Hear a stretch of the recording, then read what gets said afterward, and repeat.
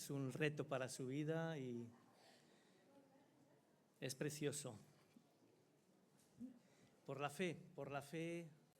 Ahora paso a otro tema y me gustaría tener el chisme cuando me lo pueden pasar para poder ver cómo Pablo tiene que defenderse.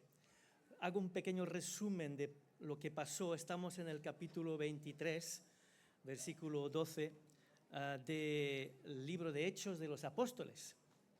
Y desde hace poco tiempo Pablo ha perdido su libertad. Pablo podía desplazarse, hacía viajes larguísimos y por razones de el fanatismo de los judíos, ahora está encarcelado, atacado, calumniado, porque había sido un archienemigo de Cristo. Y hay que intentar ponerse en la mente de los judíos que lo habían conocido antes. Muy bien, aplaudían cuando estaban en contra del cristianismo naciente, porque muchos estaban cegados, no habían entendido que se estaban cumpliendo las profecías de la Biblia. Y entonces, en este momento, están totalmente fanatizados, quieren matarle. En varias ocasiones, y tenemos un paralelismo que intentaré hacer también al final, entre Jesús y Pablo. Viven vidas paralelas. Y es precioso ver cómo Dios ha dado fuerza, y justamente el versículo anterior que nos dejó Joel, le tocaba a Joel, es de darle ánimo a Pablo porque lo tenía difícil. Sabía por profecías que iba a pasar por momentos duros, y es precioso esto, te puede pasar a ti cuando estás pasando por un momento de gran nervios, exámenes, por ejemplo, o momentos duros, de pérdidas, de saber que Dios está al tanto, te conoce y te ama. Y decía este versículo, a la noche siguiente se le presentó el Señor, Jesús resucitado se le presenta a Pablo y le dice: ten ánimo, Pablo, pues como has testificado de mí en Jerusalén, así es necesario que testifiques también en Roma. Entonces esto le daba a Pablo una cierta serenidad, sabiendo que nada ni nadie podría impedir que la voluntad de Dios se haga, hasta en Roma, la capital del imperio, ¿no? Así que viene un nubarrón tremendo cuando nos imaginamos, un nubarrón tremendo, más de 40 personas se conjuran, hacen un voto de no comer nada ni beber nada hasta que hayan matado a Pablo. Judíos fanatizados. ¿Podéis imaginar? El Sanedrín también estaba al tanto porque estaba en una conspiración. No habían conseguido matarle, lo querían matar en varias ocasiones. Ahora no les importa nada los juicios, la legalidad, la justicia, querían matarle, como habían querido también matar a Jesús. Así que hay muchos versículos, no los voy a leer todos, claro que no, pero os voy a hacer un pequeño resumen y también puntualizar cosas importantes de explicación de personas que intervienen en este capítulo 23 y todo el capítulo 24, ¿no? Así que hay un complot a partir del versículo 12, y lo que es maravilloso es cómo Dios hace las cosas. No sabemos nada de la familia de Pablo, nada más que lo que nos dicen nuestros versículos siguientes del capítulo 23, que tenía una hermana porque tenía un sobrino, y el sobrino era el hijo de la hermana, ¿no? No sabemos nada de cómo han reaccionado la familia de Pablo. Era una familia importante, pudiente, de Tarso. Tenían ciudadanía romana, que era algo muy importante ya, pero lo que sí sabemos, lo único que sabemos seguro es que Pablo no había roto con su familia, había testificado, no sabemos si se habían convertido o no, pero sí sabemos que los lazos de la sangre también han sido importantes. Y cómo oyó este sobrino, no sabemos su edad, podía tener 13 años, 15, no sabemos. Un sobrino de Pablo oye del conjuro, se entera de lo que querían hacer y quiere, no sé si comenta con su madre, No sé si su padre estaba en el complot, incluso, no sabemos nada, pero sí que quiere avisar a Pablo, que es importante que esté protegido porque le quieren matar y es un nubarrón tremendo, ¿no?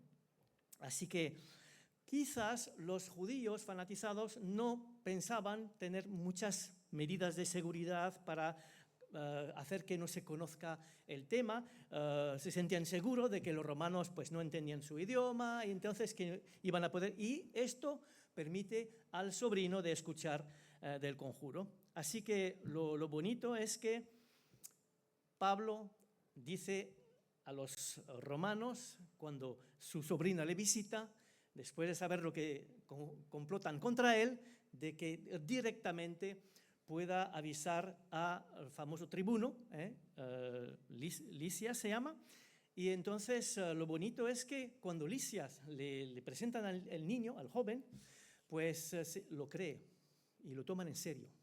Y como Dios actúa en este romano, importante romano allí en Jerusalén, para proteger a Pablo. ¿Y de qué manera?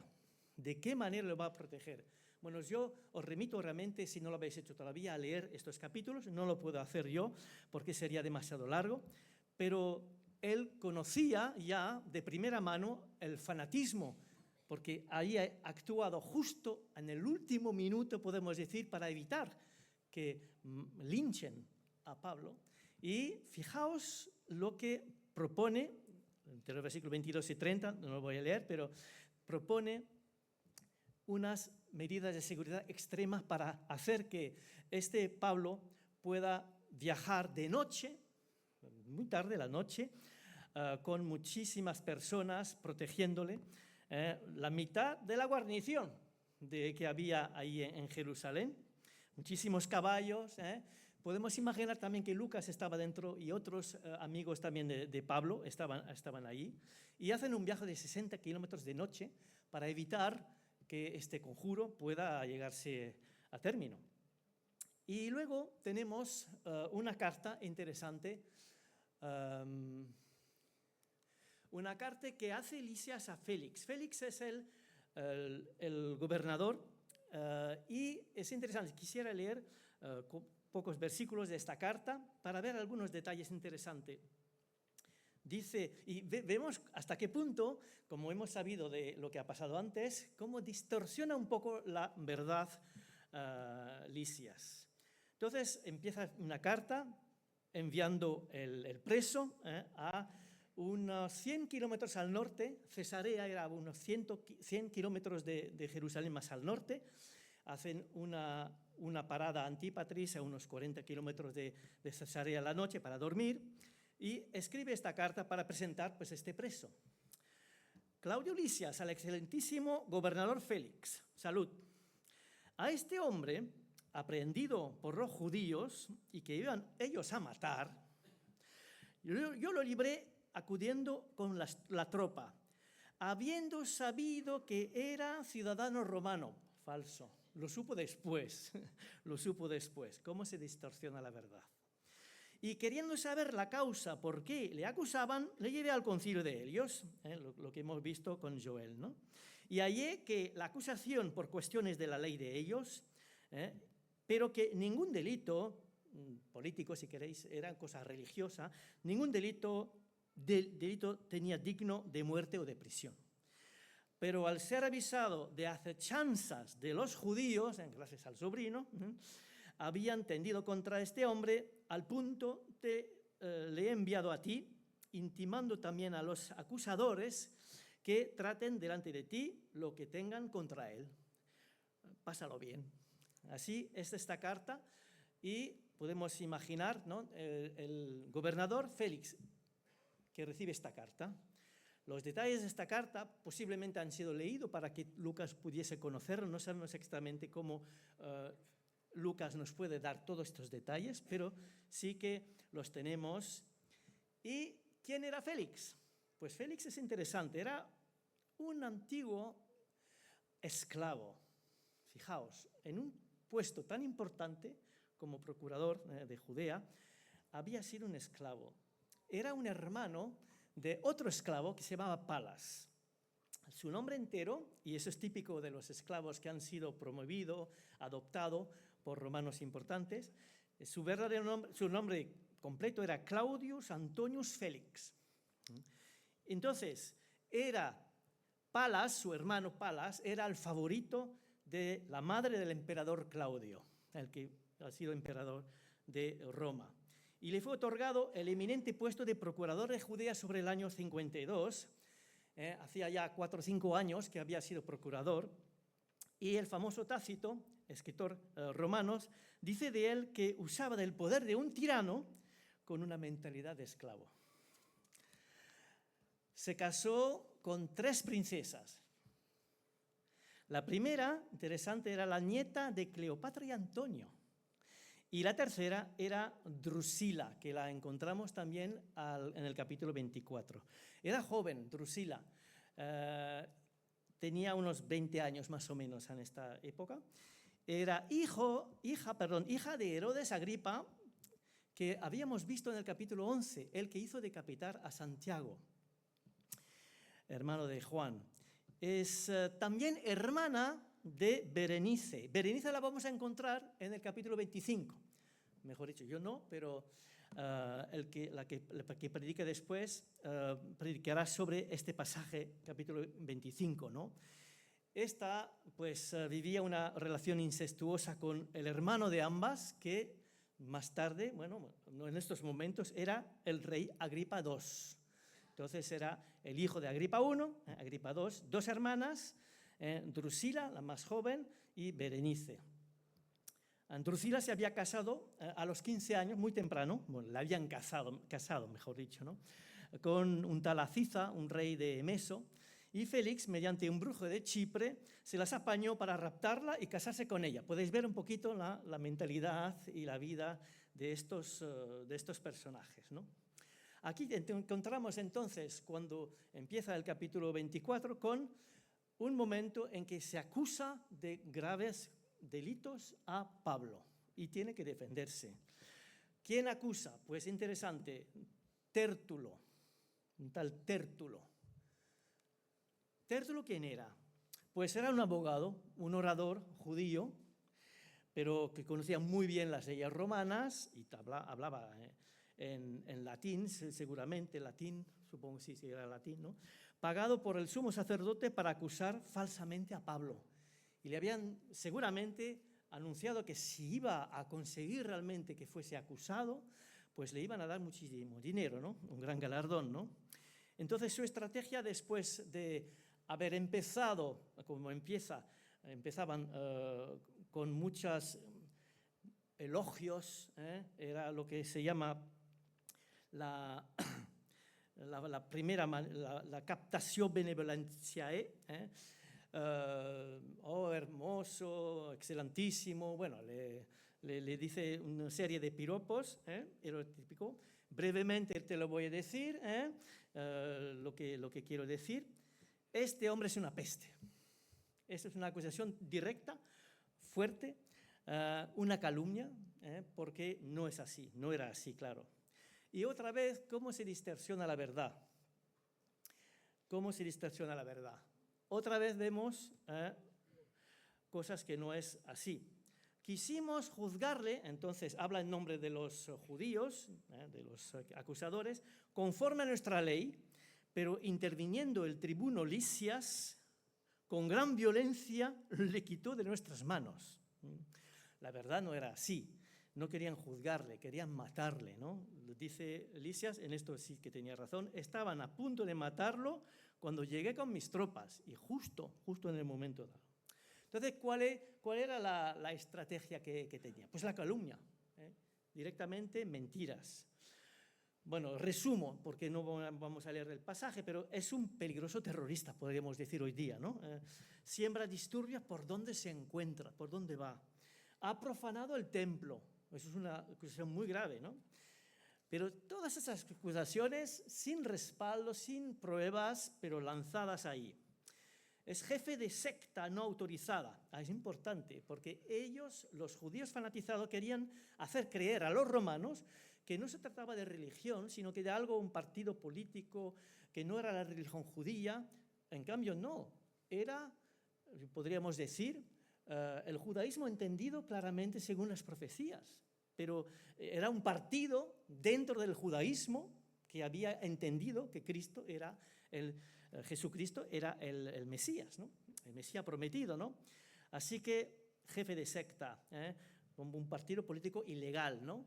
Porque el judaísmo era religión lícita, se aceptaba el judaísmo, pero ellos querían hacer pensar que esto no era judaísmo.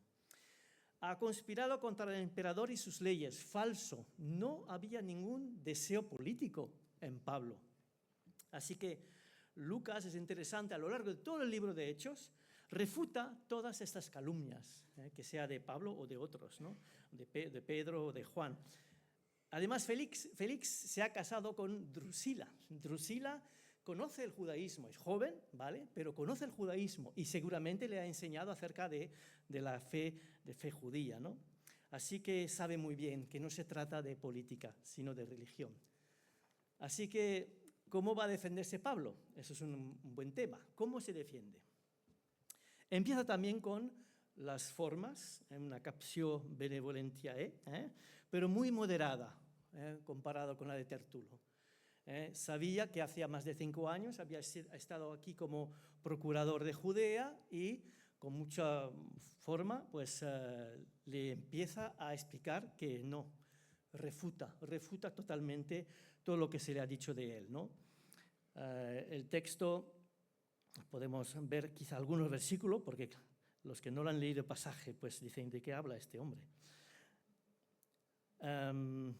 Tú puedes cerciorarte, no hace más de 12 días que subí a adorar a Jerusalén y no me hallaron disputando con ninguno, ni amotinando a la multitud, ni en el templo, ni en las sinagogas, ni en la ciudad, ni te pueden probar las cosas que ahora me acusan. Es muy importante, ¿eh? Una de las cosas importantes también es que los que le habían acusado en el momento de los disturbios en Jerusalén venían de Asia, no sé si os acordáis, venían de Asia, de Éfeso en particular, habían seguido también a unos que se habían convertido allí y estaban a muerte contra Pablo, y les explica que bueno, no pueden probar, y un poquito antes, así, les había dicho que los que tenían que acusarle no estaban aquí, no se habían presentado. Dice, sí, que había venido para cumplir votos en son de paz, no quería altercados, ¿no? Y precisa que sigue la fe de sus padres, confiesa que adora el mismo Dios, que es un tema religioso del judaísmo, siguiendo el camino que otros llaman secta, pero que cree y sigue escrupulosamente la ley de Moisés y lo que los profetas escribieron. Y hace hincapié otra vez en la resurrección. Muy interesante, porque Jesús resucitó y él lo ha visto resucitado. Por eso implica realmente la fe en la resurrección que todo el partido de los fariseos apoyaban, ¿no? Y muchos en la presentación en el Sanedrín que le juzgaba, habían dicho, bueno, este hombre no ha hecho nada muy grave que merezca la fe, merezca una pena de muerte, por ejemplo, ¿no? Y sobre todo que no interfiere en la política romana, no interfiere. Y para él tener una buena conciencia es algo muy importante. Lo dice aquí, procuro tener siempre una conciencia sin ofensa ante Dios y ante los hombres. Entonces, es honrado, lo quiere remarcar, ¿no? Y una de las cosas que, sí, en el versículo 19 dice, pero algunos judíos de la provincia de Asia estaban allí y ellos deberían estar aquí para presentar cargos, si es que tienen algo en mi contra. Porque según la ley romana era muy grave acusar a una persona y que haya un pleito, y no luego presentarse en el proceso para explicar lo que habían denunciado. Y esto incluso podía ser realmente severamente castigado por los romanos, hasta pena de muerte incluso en algunos casos, ¿no? Entonces, reitera que comparte la fe en la resurrección. Es muy interesante cómo esta fe en la resurrección a lo largo de los libros de Hechos es un elemento capital, central, porque realmente Jesús ha resucitado. Es la única explicación de la transformación en estos hombres que tienen miedo de los romanos que les pase como a Jesús, ¿no?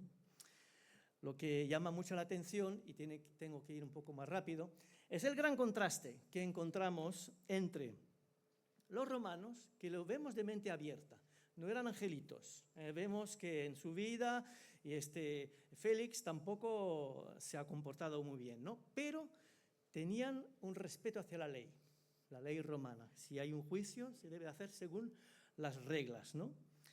Pero en cambio tenemos a los judíos fanatizados, que realmente no les importaba nada la ley, sino que querían matar al que consideraban totalmente que no era digno de vivir.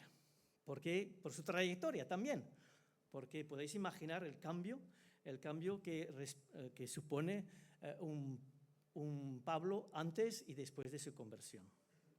Y Pablo no va a desestimar ninguna ocasión de predicar el Evangelio. Así que es impresionante comprobar la protección de Dios, sea cual fuera la acusación, las amenazas sobre su vida. Dios promete a Pablo que va incluso a ir hasta Roma, dar testimonio de él, de Jesús resucitado.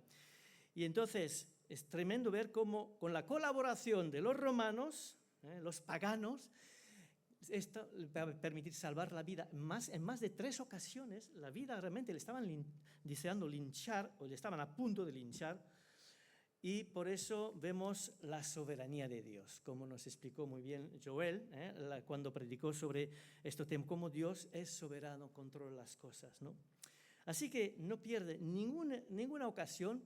Saltamos directamente al final del capítulo 24 y no tenemos detalles. Lucas tiene que resumir, ya su libro está un poco largo, menciona que les habla cuando Félix, quizá animado por Drusila, porque Drusila tiene cierta curiosidad probablemente a conocer más de este preso un poco especial que tienen allí en Cesarea. De hecho, Cesarea es una ciudad donde había sido el primer hombre que se había convertido de los paganos. ¿Os acordáis, Cornelio?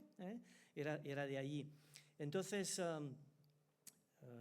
pues, ¿qué le va a predicar cuando en una situación un poco más de intimidad, en otra ocasión, en el capítulo 24, versículo 24, pues se nos dice, y no hay detalles, que les habla acerca de la fe en Jesucristo, en la confianza que ellos pueden tener en este hombre que ha sido ejecutado, pero que ha resucitado. Y sobre la justicia, la templanza, problema para ambos, y el juicio venidero. Así que vemos a Félix, que escucha estas cosas, por una parte curiosidad de Drusila también, de él un poco, pero se intranquilizó, dice la palabra, ¿no?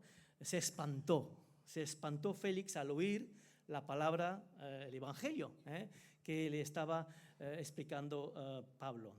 Dice, ahora vete, pero cuando tengo oportunidad te llamaré. Entonces podemos intuir que Félix estaba bastante incómodo, porque quizá le hablaba, me hace pensar mucho a Juan Bautista cuando habla con Herodes, por sus razones, su matrimonio y lo que pasó, que sabemos que pasó en los evangelios, ¿no? Pero es un poco raro porque por una parte hay esta tensión, esta incomodidad, pero también le va a pedir varias veces que pueda explicar un poco más.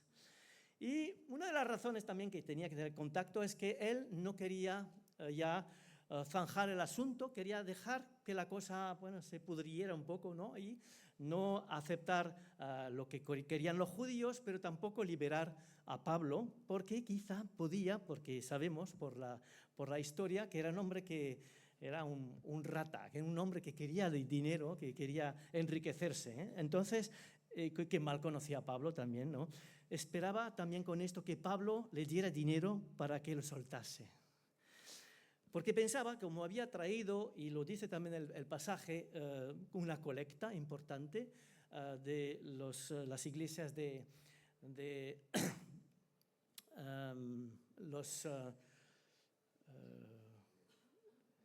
una gran colecta de Corinto. Ese era Corinto, ¿no? Entonces pensaba, este hombre es rico, pues quizá era totalmente ilegal, pero a él no le importaba ganar dinero con un soborno, no le importaba.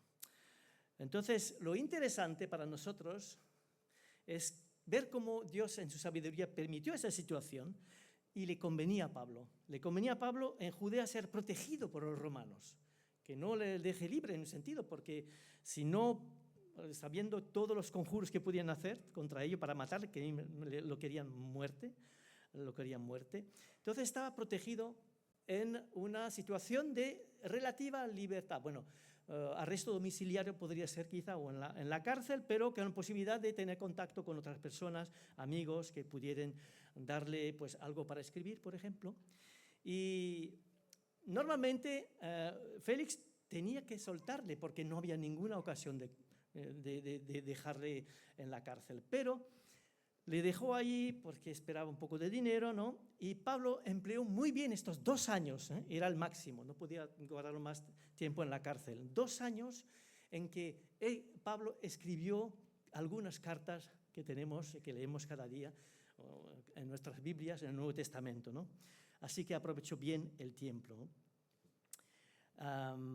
Rápidamente, sí, quería enseñaros paralelos. Alex nos comentó en su tiempo varios paralelos, pero rápidamente, en el 10 minutos que me queda, hablar de estos paralelismos que hay entre Jesucristo y Pablo.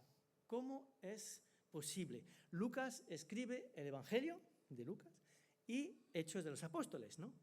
Y es evidente que para él los dos eran sus grandes héroes. Primero su Señor, claro está, pero también un gran héroe. Y veía un paralelismo que ha mostrado tanto en el Evangelio como en la carta entre estos dos grandes personajes de la historia, ¿no? Dice el primer paralelismo, es que como Jesús, Pablo viaja hacia Jerusalén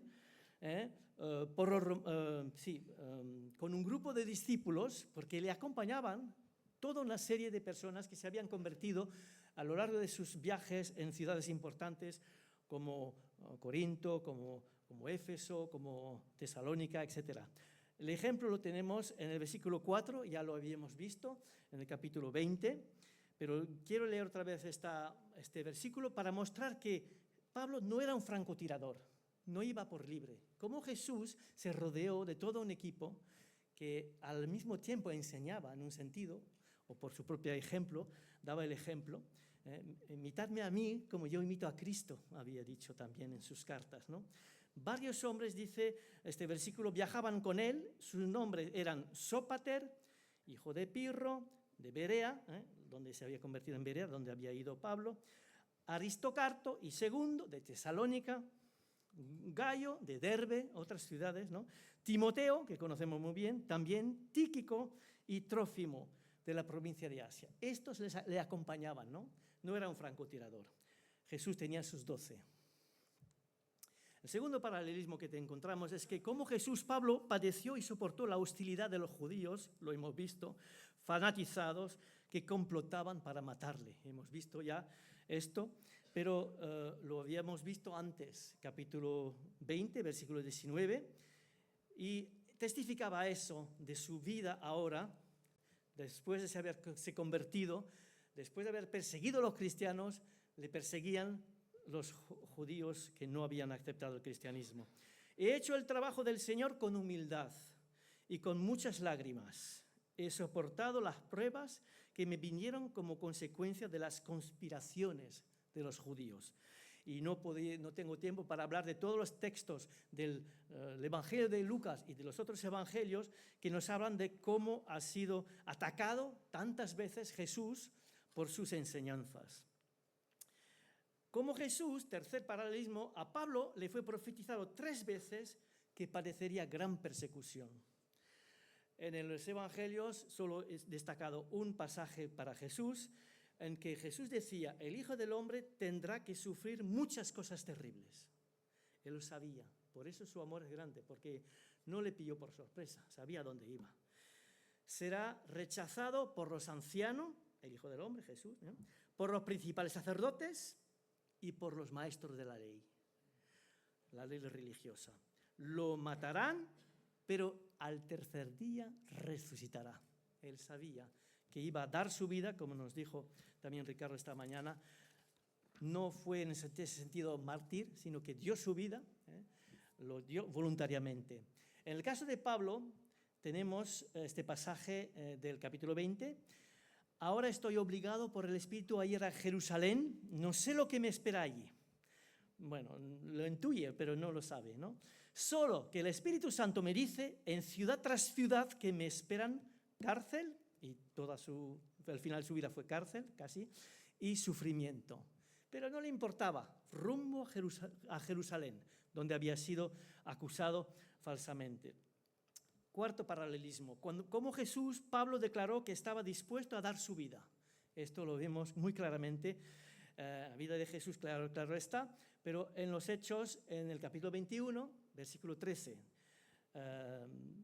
cuando están intentando convencerle de que no vaya a Jerusalén, no, que te va a pasar de todo, él dijo: ¿por qué todo este llanto? Me parte en el corazón. Yo estoy dispuesto no solo a ser encarcelado en Jerusalén, sino incluso a morir por el Señor Jesús. Qué valor, qué ejemplo de fe. Quinto paralelismo. Como Jesús, Pablo estaba determinado a completar su ministerio sin desviar de ello. Iba hasta el fin, ¿no? Dice, por ejemplo, en Hechos 20-24, pero mi vida no vale nada para mí a menos que la use para terminar la tarea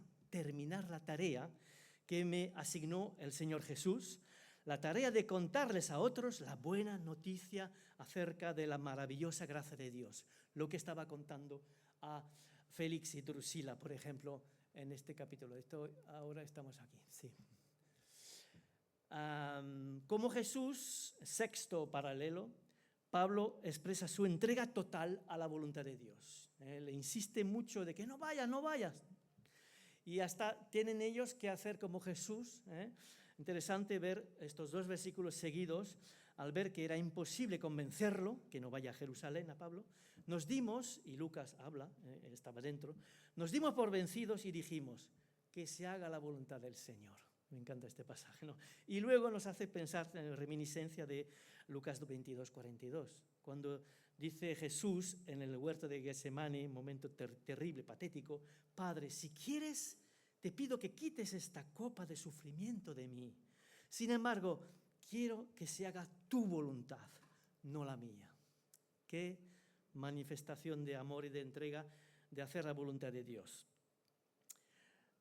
Bueno, tengo un tiempo que me permite hasta las 12, ¿me permitís? O la 1, mejor dicho, hablar de otro tema, la otra mejilla. No sé si os habéis dado cuenta de que tanto a Jesús como a Pablo le pasó algo cuando estaban compareciendo en un tribunal, lo de la mejilla, y que parece ser que no han obedecido al principio de Jesús, pero no es así. Os explico. El principio, Jesús en el Sermón del Monte, en Mateo 5:39, era muy claro. Yo os digo, no resista a la persona mala. Si alguien te da una bofetada en la mejilla derecha, ofrécele también la otra mejilla. Pero bueno, cuando vemos los pasajes, tanto en Juan 18 como en Hechos 23, vemos una situación que parece que no hacen caso a esta palabra de Jesús. En Juan 18 es Jesús que está acusado y uno de los guardias del templo que estaba cerca le dio una bofetada a Jesús.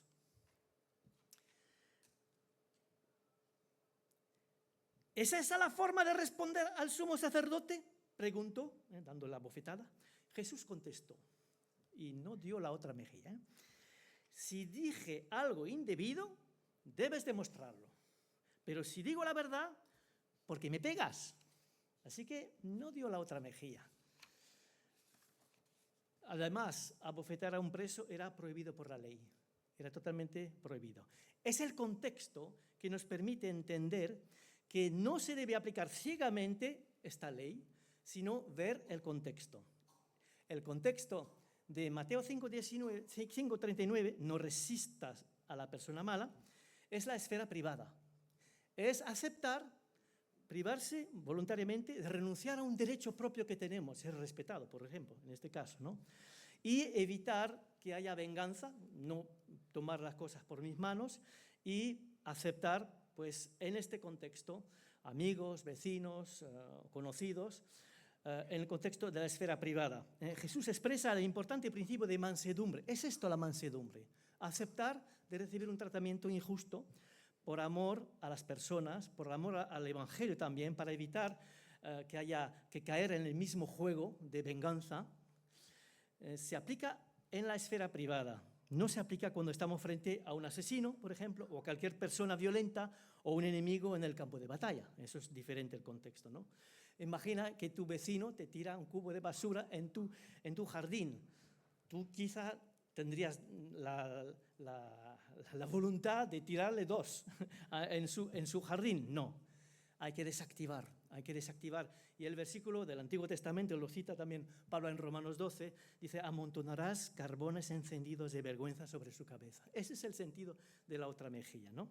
Porque, claro, en Hechos 23, Ananías, fijaos qué malo, quería quizá, no sabemos las razones, por qué ordenó que le golpeasen en la boca a Pablo. Pero Pablo, ¿os acordáis? Joel nos explicó esto. Dios te golpeará a ti, hipócrita corrupto. ¿Qué clase de juez eres si tú mismo infringes la ley al ordenar que me golpeen así? Así que quería dejaros estas reflexiones para haber podido entender mejor este pasaje y también dejaros para la meditación en el grupo de fe entre semanas estas preguntas que os propongo. Primero, recordar que el futuro del Evangelio estaba en juego en estos tiempos y podemos maravillarnos de cómo Dios preservó la vida de su apóstol. Le permitió dar este precioso testimonio en semejante contexto, durante mucho tiempo también protegido por los romanos, escribir las cartas que escribió, tan preciosas cartas que tenemos. Y las preguntas os las dejo. ¿En qué te inspira el valor de Pablo? ¿Cuál era su secreto? A ver si podemos ver los secretos de Pablo, cómo podía actuar como actuó y qué promesas supone para ti hoy si sigues su ejemplo de dar testimonio de tu fe. Que el Señor anime vuestras conversaciones y vuestra vida en estos grupos de fe. Amén.